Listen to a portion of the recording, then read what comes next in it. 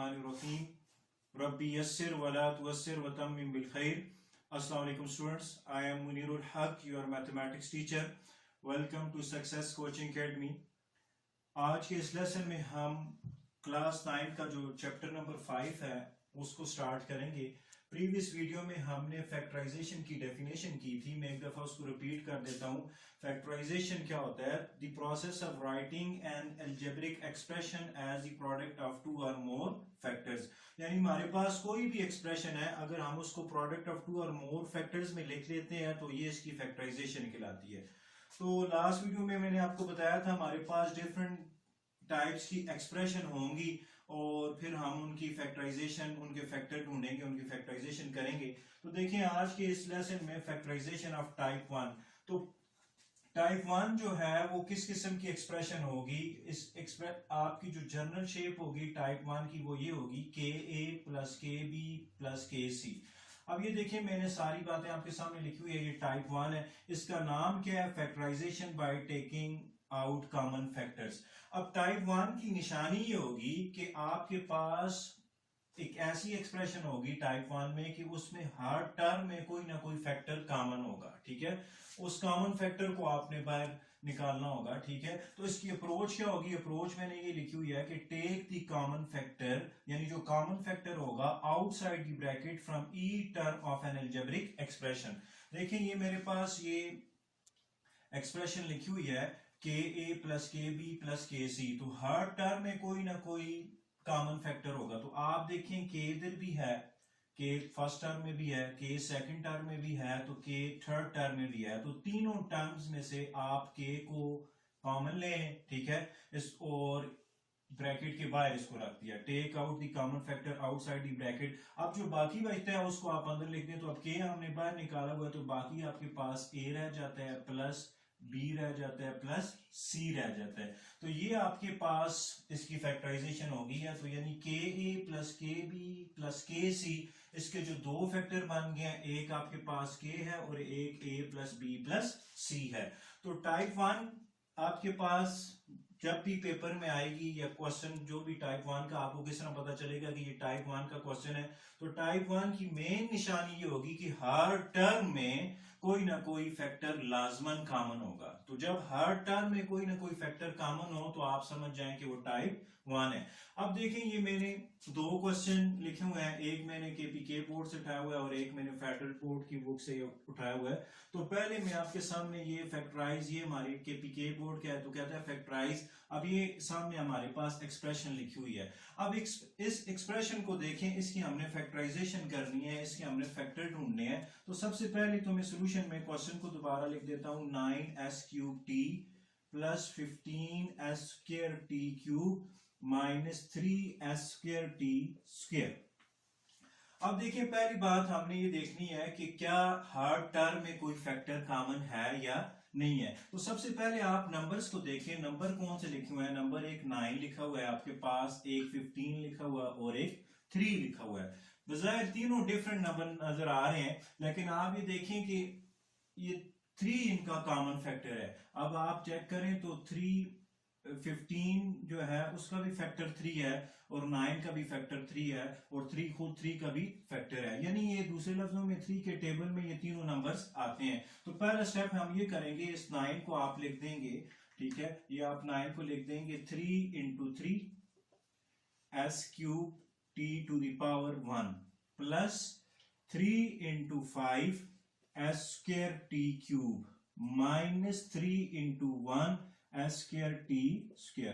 तो आपने पहला स्टेप ये करना होगा, आपने देखना होगा जो डिफरेंट नंबर्स हैं वो कौन से टेबल में आ रहे हैं। तो ये देखिए आपके पास 3 के टेबल में 15 भी आ रहा है और 9 भी आ रहा है। यानी 9 का फैक्टर भी 3 है, 15 का फैक्टर भी 3 है और 3 का खुद भी फैक्टर है। अब हम देखते हैं कि थ्रू आउट हर टर्म में कौन कौन से फैक्टर कॉमन है। तो एक आप चेक करें तो एक आपको 3 नजर आ रहा है, ये 3 पहली टर्म में आ गया, ये 3 दूसरी टर्म में आ गया और ये 3 तीसरी टर्म में आ गया। तो एक तो 3 आपके पास ब्रैकेट के बाहर आएगा, ठीक है। अब आप चेक करें तो यहाँ पे भी s है, यहाँ पे भी s है और यहाँ पे भी s है, वेरिएबल तीनों में s है। है। तो अब s की जो छोटी पावर होगी वो कॉमन लेंगे, यहाँ पे क्यूब है, यहाँ पे स्क्वायर है, यहाँ पे स्क्वायर है, तो s स्क्वायर आपके पास ये बाहर कॉमन आएगा, ये भी कॉमन फैक्टर है थ्रू आउट ई टर्म में। अब आप देखें तीसरा जो वेरिएबल है, दूसरा जो वेरिएबल है t, अब t की पावर यहाँ पे 1 है, यहाँ पे t क्यूब है और t स्क्वायर है, तो t की जो छोटी पावर है 1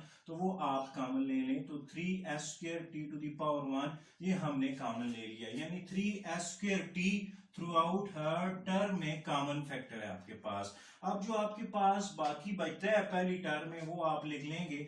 देखें 3 दो दफा था, एक दफा 3 हमारे पास बाहर आ गया, तो बाकी एक 3 बच गया अंदर, ठीक है। अब s की टोटल पावर 3 थी, 2 पावर बाहर है तो एक ही पावर अंदर रहेगी, तो 3s पावर 1 हो जाएगा, और t की टोटल पावर 1 थी, 1 ही बाहर है तो ये अंदर हम नहीं लिखते। आगे जाएं प्लस डालें, 3 आपके पास बाहर है, ठीक है, बाकी क्या बचता है आपके पास 5, ठीक है।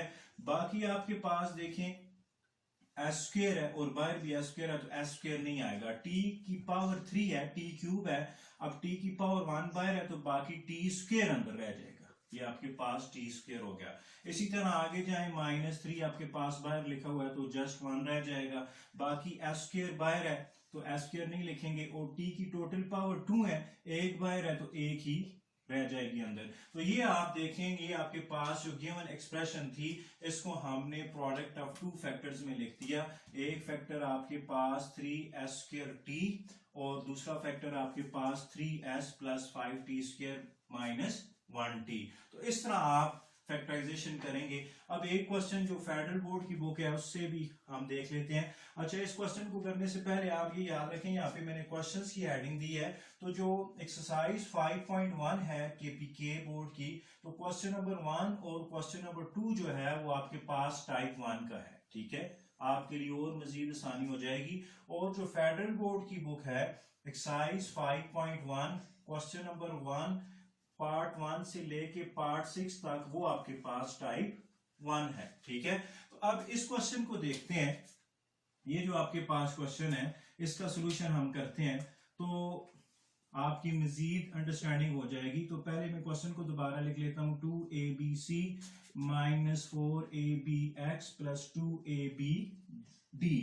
अब सबसे पहले देखें आपके पास 2, 4 और 2 है, तो 2 का फैक्टर भी 2 है, 4 का फैक्टर भी 2 है और 2 का खुद भी फैक्टर है, यानी ये 2, 4 और 2 के टेबल में आ रहे हैं। तो पहले इसको हम इस तरह लिख देते हैं 2 into 1, ठीक है, abc minus 2 into 2 abx plus 2 into 1 ab and d। अब आप देखिए थ्रू आउट क्या क्या फैक्टर कॉमन है, तो एक तो आपके पास 2 कॉमन है, यहाँ पे भी 2 है, यहाँ पे भी 2 है और यहाँ पे भी 2 है, a इधर भी है, इधर भी है, इधर भी है, एक तो a कॉमन होगा, यानी एक 2 कॉमन है, एक a आपके पास कॉमन आ गया। अब आप देखिए b यहाँ पे भी है, यहाँ पे भी है, b यहाँ पे भी है, तो b की पावर 1 ये भी कॉमन हो जाएगी। c इधर है लेकिन अगली दोनों टर्म में नहीं है, इसी तरह x सेकंड टर्म में है, पहली और तीसरी टर्म में नहीं है, इसी तरह d जो है वो लास्ट टर्म में है और पहली 2 टर्म में नहीं है। तो जो कॉमन फैक्टर आपके पास आ रहा है वो 2ab है सिर्फ। अब बाकी क्या बचेगा आपके पास, तो बाकी देखें 2ab को छोड़ के बाकी आपके पास 1 एंड c, ठीक है, 1c, ठीक है, जस्ट c आप कह सकते हो, माइनस ये एक 2 बाहर है, बाकी एक 2 बचेगा, a ऑलरेडी बाहर है, b ऑलरेडी बाहर है और x रह जाएगा, ठीक है, प्लस 2 बाहर है, 1 रहेगा, a ऑलरेडी बाहर है, b ऑलरेडी बाहर है और d रह जाएगा। तो ये जो आपके पास एक्सप्रेशन है 2abc, ठीक है, ये आपके पास जो एक्सप्रेशन है 2abc minus 4abx plus 2abd, तो इसके जो आपके पास 2 फैक्टर बने हैं, वो एक बना है 2ab into 1c minus 2x plus 1d। तो ये आपके पास टाइप 1 की फैक्टराइजेशन है। टाइप 1 की फैक्टराइजेशन का एक ही की पॉइंट है, वो आपने याद रखना है कि टाइप 1 ऐसी एक्सप्रेशन होगी, कोई भी ऐसी एक्सप्रेशन जिसमें थ्रू आउट हर टर्म में कोई वेरिएबल या कोई भी फैक्टर कॉमन हो, तो वो आपके पास टाइप 1 होगी, यानी हर टर्म में कोई ना कोई फैक्टर लाजमन कॉमन होगा।